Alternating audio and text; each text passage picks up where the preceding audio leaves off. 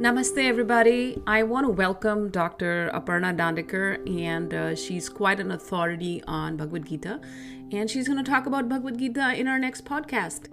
Okay, today we're going to talk about Bhagavad Gita for yoga practitioners. This is a presentation originally by Pandit Atulji, so I'm going to try to teach it. I know he teaches it much better, so I'll try to do it some justice, but this is a topic that's very dear to my heart.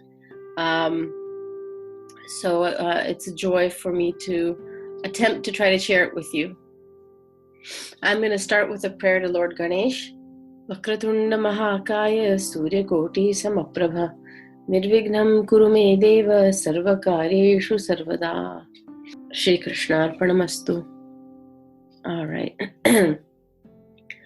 So I don't know if you're familiar with the Bhagavad Gita, but it is for Hindus, it is the holy text, one of the holiest texts. It is considered the absolute, if you were to take the cream of, if you were to condense the Vedas and the Upanishads and all the philosophical texts into one beautiful text of 700 verses, 18 chapters, it is the Bhagavad Gita. It is the discourse, the dialogue between Sri Krishna, who is God, with Arjun, who is the devotee, who symbolizes all of us, who symbolizes the human condition. So it's a very intimate talk. We are privy to their conversation to each other through a medium named Sanjay, and I'll introduce him in a minute. But that conversation is really meant for us, even though we're kind of listening in on the conversation between Krishna and Arjun. That conversation, that dialogue, whatever Krishna is teaching to Arjun is meant to be heard by us. So we imagine ourselves in the place of Arjun, and we have our own private discussion or dialogue with God. So that is the Bhagavad Gita. So this is kind of what we will cover in this presentation. Again, this is new to me, so I'm going to try to do the best I can. But we'll talk about the general meaning of yoga, the basic concept of Atman, which is the self or the super soul. We'll talk about the Ashtanga Yoga, Jnana Yoga, Bhakti Yoga, yoga and lifestyle yoga, and the mind in modern life. Okay? So the Mahabharata is I believe, the longest poem ever recorded in the history of mankind. It is an epic, and it's a very fascinating epic between two kingdoms, or two opposing, I should say, sides. It is actually a very beautiful epic, and you can actually see there have been countless books and TV shows made based on the Mahabharata, and the Mahabharata spins off thousands of stories and parables and anecdotes that are used so regularly. It's such a part of the Indian culture that even the sayings, that the proverbs that we use in our language often have their root in the Mahabharata. So in the context of this epic, the Mahabharata is a war between two sides, the Kauravas and the Pandavas. It's a long story, so I won't give you the background exactly between how that fight happened. But Arjuna is a Pandav prince, and he is in war. He's locked in war, in deadly combat. He and his 4 brothers are in combat with their cousins called the Kauravas. And because it was a very political war, loyalties and things were tested,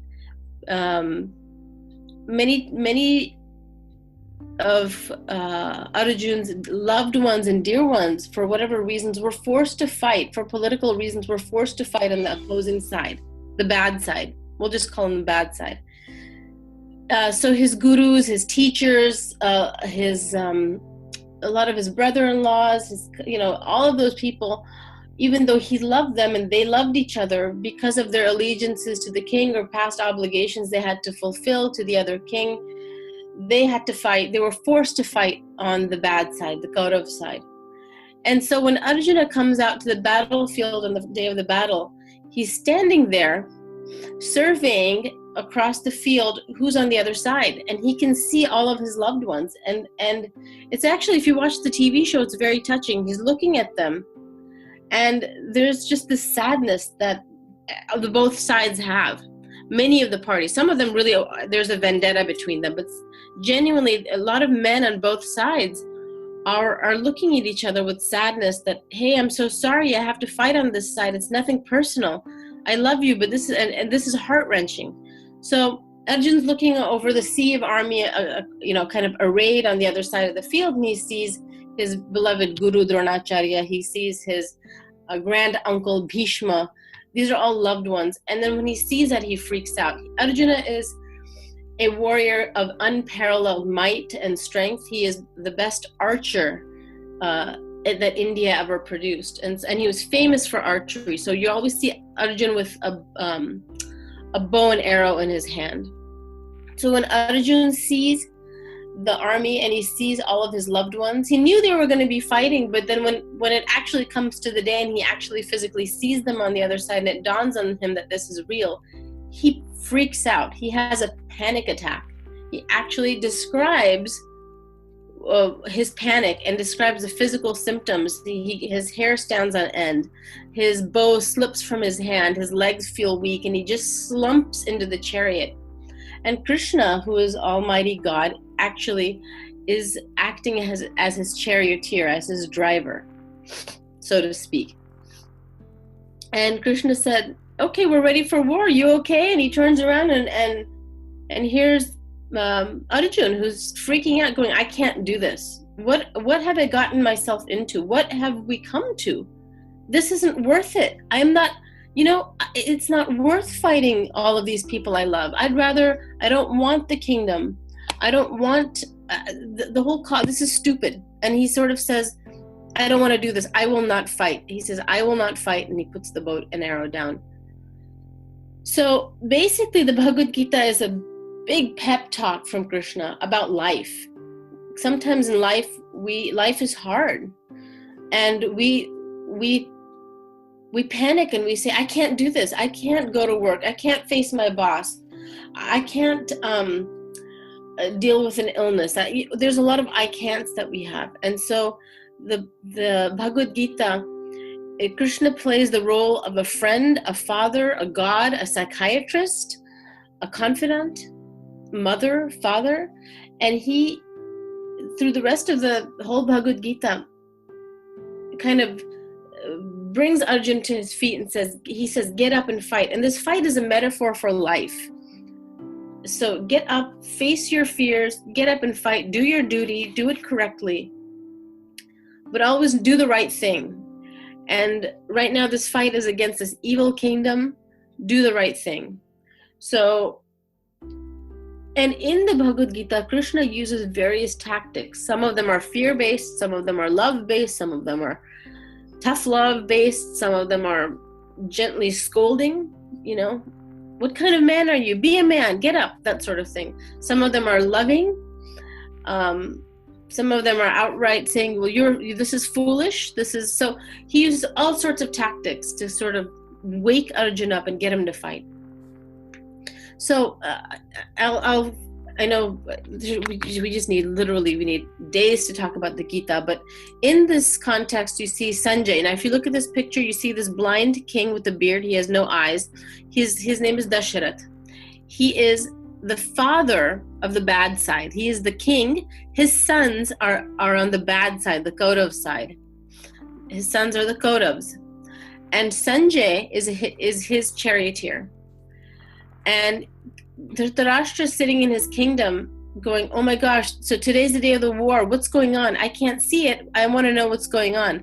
Sanjay has the gift of clairvoyance and clairaudience. So he can actually see. Sanjay is a very advanced yogi and a very advanced devotee of Krishna. So Sanjay can actually hear and see everything that's happening on the battlefield, and he relays this to Dhritarashtra. But in doing so, he actually relays the entire Bhagavad Gita to us. So that's the background between this background of this picture in the context. All right. So how philosophical is this going to be? Just enough, not too much. The core of yoga philosophy is about connection with the divine. Yoga means, it comes from the root word yuj. Yuj means to join or to yoke. So this is about connecting with the divine. Remember, yoga is not just about asanas and breathing. It is about connecting with the divine. And the exercise portion of yoga is called hatha yoga, but there are different types of yoga. There is bhakti yoga, the yoga of devotion, karma yoga, the devotion of right action. There are many branches of yoga. So all of them lead to the divine. So we want to help you to connect with the essential concepts of yoga practice.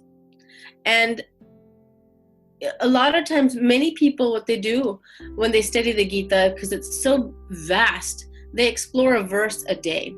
Because each verse, you could meditate on one verse in the Gita and reach enlightenment. So if you explore one verse a day, there's plenty of things for you to think about and work on. So even that, you could even do one verse a week and just try to live like that verse tells you to live. And even that is difficult. So explore a little at a time. And it's like going to the spa for your soul. The Gita is about connecting. Yoga is about connecting. And you should do it in the way that works for you. And indeed, in the Gita, Krishna gives many different types of yoga to appeal to different types of people. Some people are intellectual. They're not into the bhakti, which is devotion. Some people say, you know what? I don't care about that scientific stuff. I'm a feeler. I'm not a thinker. I'm a feeler. So I'm going to approach God from a devotional standpoint. The funny thing is, in the end, all of these practices merge together. You can't have devotion without knowledge, and you can't have knowledge without devotion.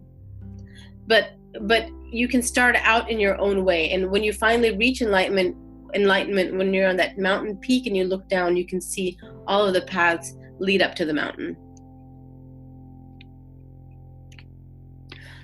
So Mahatma Gandhi read the Gita, and he always said he was a big devotee of Krishna and Ram. Krishna is an avatar of Vishnu. Depending on the school of thought, some people say Krishna is the super soul and Vishnu is his expansion. Either way is correct. I'm just exposing you to different philosophies in India. India is Hinduism is a monotheistic religion. However, there are millions of gods, and they reach, basically they are aspects of one God. In fact, I had written a blog about this very topic in our college. I think in one of the forums, one of the students had a question, and I talked about the polytheism in Hinduism, but how it's really a monotheistic religion, and how what the position of these gods and demigods, what their function was. But anyway, coming back to this, Bhagavad Gita, Gandhi said, "When doubt haunts me, when disappointments stare me in the face, and I see not one ray of hope on the horizon, I turn to the Gita and find a verse to comfort me, and I immediately begin to smile in the midst of overwhelming sorrow. Those who meditate on the Gita will derive fresh joy and new meanings from it every day." Henry David Thoreau said, "In the morning I bathe my intellect in the stupendous and cosmogonal, I don't know how to pronounce that, philosophy of the Bhagavad Gita, in comparison with which our modern world and its literature seem puny and trivial." Albert Einstein said, "When I read the Bhagavad Gita and reflect about how God created this universe, everything else seems so superfluous," and many, many others.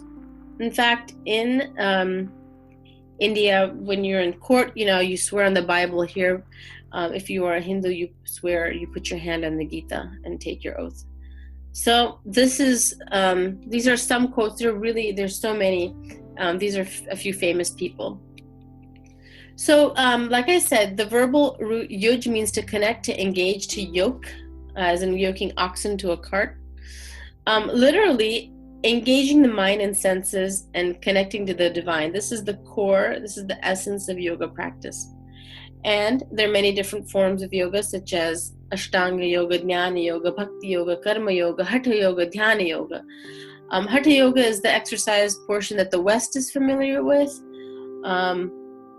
but you have these other forms of yoga which are equally important, if not more. The aims of all forms of yoga is union with the divine. So let's talk about Atma, the science of the self. Atma means self, Atman. Atma Tattva. The first topic presented is the eternal individual nature of the Atma or soul.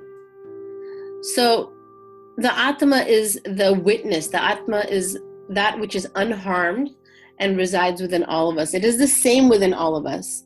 So the identity of the living being, the true identity, is the spiritual Atma, not this outer sheath made out of carbon and oxygen that disintegrates and goes back to the elements after we die. This Atma is distinct from the mind, the intelligence and ego, and the physical body. It is above the 5 koshas. So you guys have learned about the koshas. It is distinct, is separate from the 5 koshas. The mind, intelligence, and ego are compared to a shirt or undershirt. They comprise the subtle body, which is the immediate covering of the Atma, and the physical body is compared to an overcoat. Okay? So at the time of death, the Atma sheds the overcoat and sheds all of these bodies. It is purely what it is it's a spark of God. So when you look around at other living beings, I always tell my kids, the other day the kids wanted to, when they were really little, the other day we were trying to get a spider out of the house with a cup and a paper and trying not to kill it. When they were little, I used to tell them, the driver of the car is the same, just the car is different. So that spider, the driver inside of that spider is the same as the driver inside you and me. It's just that the car is a different model. So don't kill the spider.